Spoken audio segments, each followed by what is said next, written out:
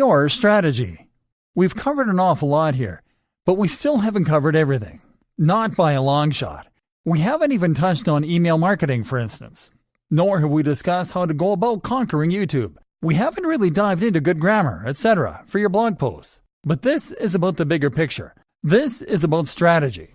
I hope you've learned enough to now understand how internet marketing works and what you need to do. It's about having a solid brand, one that people can get behind and feel excited for. It's about having a great logo, a modern web design and content that is unique and exciting. If you can do all of that, then you can create a brand that will inspire and create true fans and that Google will like too. It's about expanding your own skills to create wonderful multimedia content and branding. It's about being able to make videos, to understand the psychology of persuasive writing, to sell the dream through your social media. Develop your skills.